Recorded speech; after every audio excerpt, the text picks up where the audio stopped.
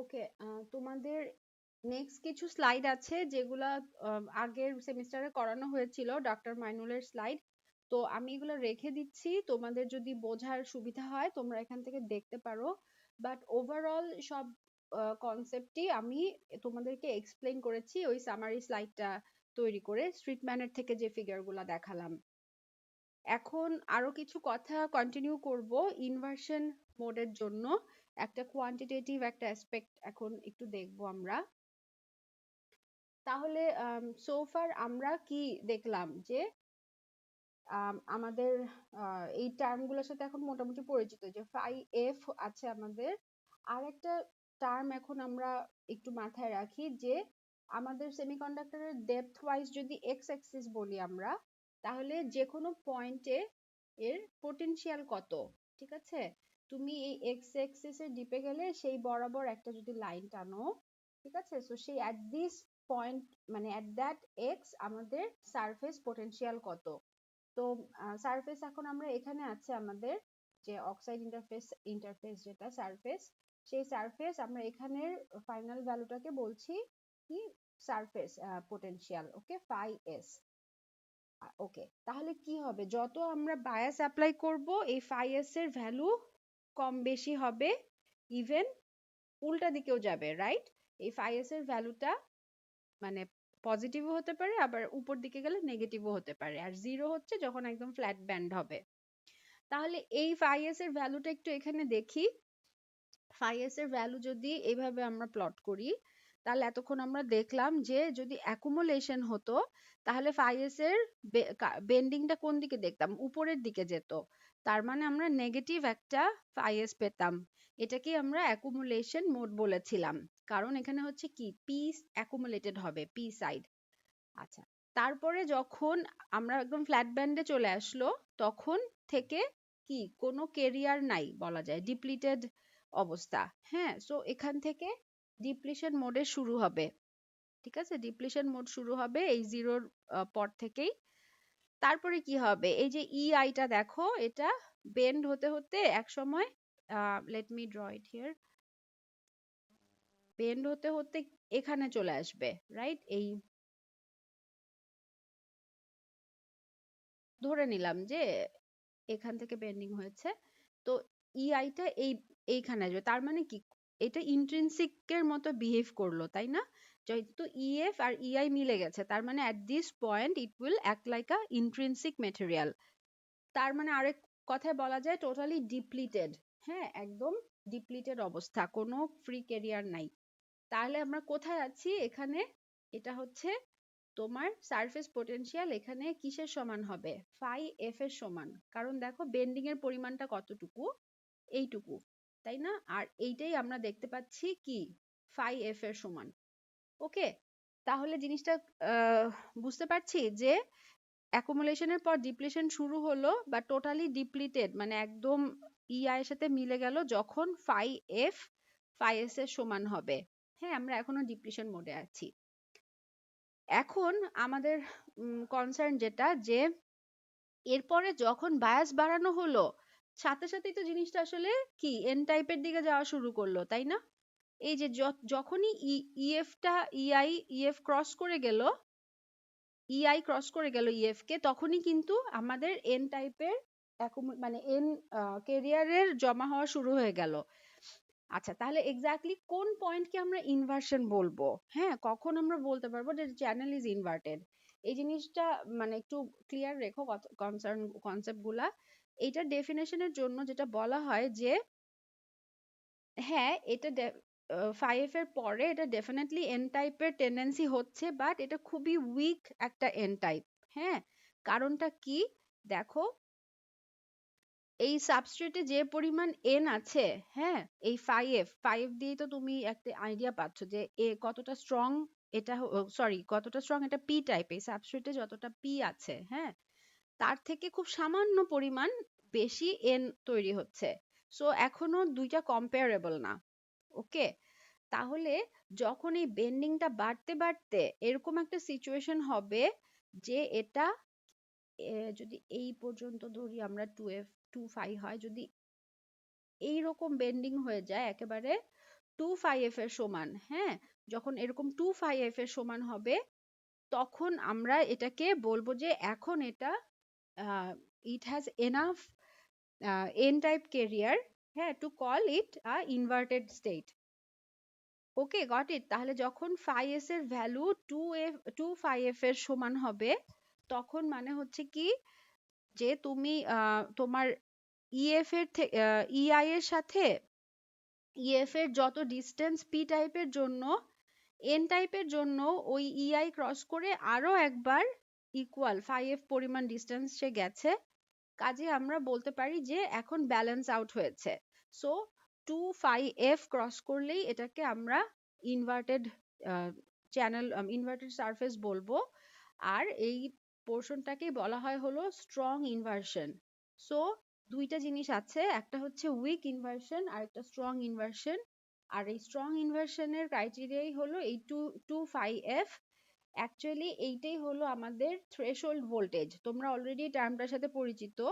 So আমাদের MOSFET এর যে থ্রেশহোল্ড ভোল্টেজ, যেটা কি চ্যানেল আছে কি নাই, চ্যানেল কি তৈরি হলো কি না, সেটার ডিসিশন নেওয়ার ক্রাইটেরিয়াটাই হচ্ছে যে আমাদের সারফেস পোটেনশিয়ালকে 2 phi f ক্রস করতে হবে। আরেকটা জিনিস অ্যাড করার আছে, তোমাদের ইনভার্সনের চার্জ ডিস্ট্রিবিউশনটা কেমন হবে। সো দুইটা জিনিস এখানে কাজ করবে। আমাদের যখন তোমাদের এই স্লাইডটা একটু দেখাই, অ্যাকুমুলেশন ছিল, হ্যাঁ, অ্যাকুমুলেশন তো ইজি, যে তোমাদের এক পাশে নেগেটিভ চার্জ হচ্ছে আর এক পাশে পজিটিভ চার্জ জমা হলো।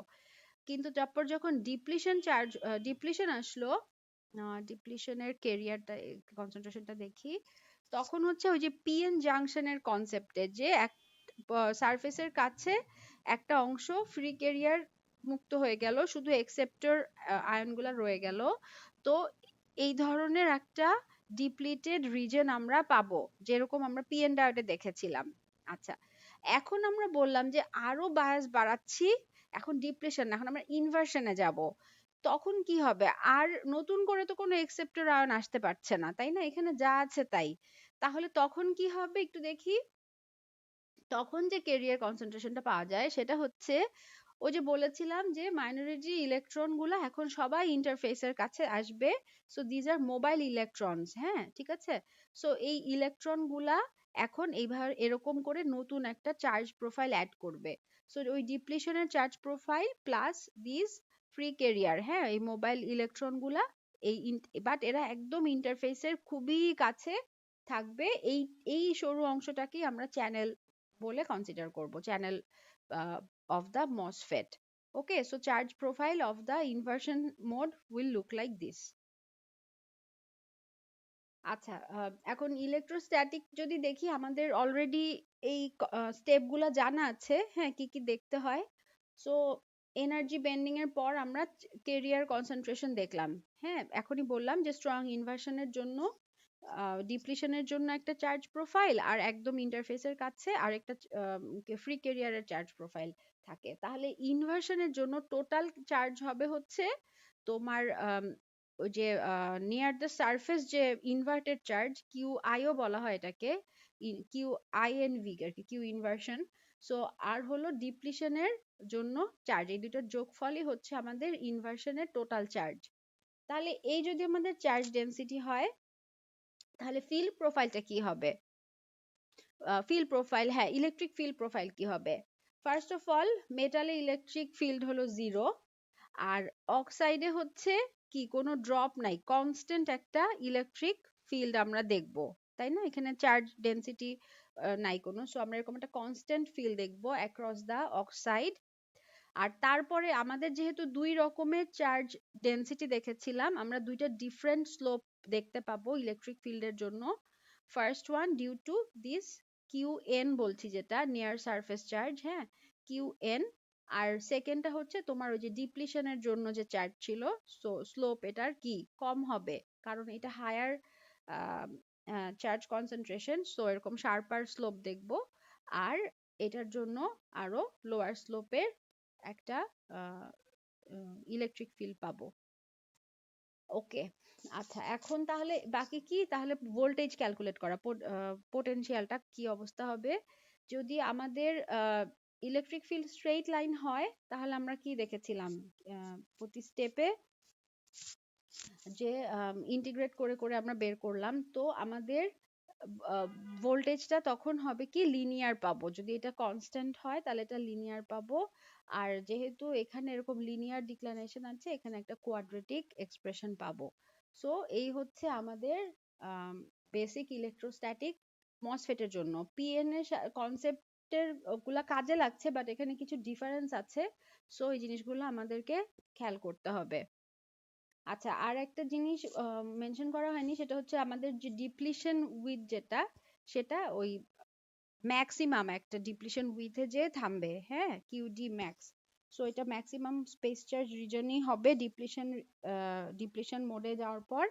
এরপরে বায়াস বাড়ালে আমাদের ইনভার্সন চার্জ মানে আসা শুরু করবে। সো এইটা হচ্ছে আমাদের সেই ম্যাক্সিমাম ডিপ্লিশন উইথ। আচ্ছা, নেক্সট তিনটা স্লাইড হচ্ছে সামারি করা আছে যে পি টাইপের জন্য, হ্যাঁ, ডিফারেন্ট মোড কিভাবে কাজ করছে, তাদের যে চার্জ কনসেন্ট্রেশনটা কিরকম হচ্ছে সেটা। আরেকটা হলো এন টাইপের জন্য সিমিলার জিনিস, যে অ্যাকুমুলেশন, ডিপ্লিশন আর ইনভার্সন হবে। সো এই জিনিসগুলা যেহেতু পি টাইপ আমি বললাম, তোমরা এন টাইপের জন্য সব জিনিস মানে ওভাবে একইভাবে মিলাবা। এবং আরেকটা কথা বলতে চাই যে অক্সাইডের বেন্ডিংটা কোন দিকে হবে এটা কিন্তু তোমরা খেয়াল করবা, ঠিক আছে? কতটা হবে ইনভার্সনের সময় আরো স্ট্রঙ্গার হচ্ছে, কোন সাইড থেকে কোন সাইডে হবে, পজিটিভ কোন সাইডে, নেগেটিভ কোন সাইডে, হ্যাঁ, এই জিনিসগুলা বুঝতে হবে। একটা খুব ইম্পর্টেন্ট তাহলে কথা বলি এখানে, মানে অনেক সব জিনিস এত কনসেপচুয়াল যে মুখস্থ করে এটা কোনোভাবে হবে না। অনেকগুলা ব্যাপার আছে যে আমার সাবস্ট্রেট কি ছিল, পি টাইপের না এন টাইপের, ফার্স্ট অফ অল। ওকে, কারণ দেখো অ্যাকুমুলেশনের ডেফিনেশন যদি তুমি মুখস্থ করে যাও যে নেগেটিভ বায়াস দিলে অ্যাকুমুলেশন হয়, এখানে মুখস্থ করে গেলাম, কিন্তু এটা শুধু ট্রু পি টাইপ সাবস্ট্রেট হলে, রাইট? এন টাইপ হলে কিন্তু ঠিক অপোজিট অবস্থা। এখানে একটা সামারি স্লাইড আছে। সো পি টাইপের জন্য জিরোর নিচে অ্যাকুমুলেশন, পর ডিপ্লিশন আর ইনভার্সন হলো পজিটিভ বায়াসের জন্য, আর এন টাইপের জন্য কিন্তু অপোজিট কেস। তো এই জিনিসগুলো মুখস্থ না করে তুমি যদি ভাবো জিনিসটা যে পি টাইপের সাবস্ট্রেট, তার মানে আমার এখানে পি টাইপ বা হোল অ্যাকুমুলেট করতে হবে, রাইট? অ্যাকুমুলেশন মানেই তো হচ্ছে যেটা আমার আছে অলরেডি সাবস্ট্রেটে মেজরিটি কেরিয়ার, ওটাকে আমি অ্যাকুমুলেট করব। ওকে, তাহলে আমার এখানে কি দিতে হবে? বায়াস নিশ্চয়ই নেগেটিভ দিতে হবে, গেট বায়াস। এখানেই নেগেটিভ দিলেই তো আমি এখানে পজিটিভ পাবো। ওকে, তাহলে আমার অ্যাকুমুলেশনে আমি বুঝে গেলাম আমার নেগেটিভ বায়াস লাগে। আর ইনভার্সন, ডিপ্লিশন আর ইনভার্সনে নিশ্চয়ই অপোজিটটা হবে, তাহলে এখানে পজিটিভ বায়াস দিব যাতে আমাদের একটা এন টাইপের চ্যানেল ক্রিয়েট হয়। তাহলে আবার একটা নতুন ইনফরমেশন যে পি টাইপের সাবস্ট্রেট নিয়ে যদি আমি শুরু করি, ফাইনালি আমি একটা এন টাইপের চ্যানেল পাবো, অপোজিট ওয়ান। ওকে, এই একই যা যা বললাম ঠিক একই কথাগুলা তোমরা এন টাইপের সাবস্ট্রেটের জন্য মিলে কিনা তোমরা একটু চিন্তা করে দেখো, মিলিয়ে দেখো, তাহলে আর কোনো মুখস্থ করার প্রশ্নই উঠে না, এগুলো একদম বুঝে বুঝে আগাতে পারবা। সো পরীক্ষায় যে কোনো সিচুয়েশনই দেখ না কেন, এন টাইপ, পি টাইপ, কোন মোড, সেগুলার ব্যান্ড খুব ইজিলি আঁকতে পারবে। ওকে, থ্যাংক ইউ।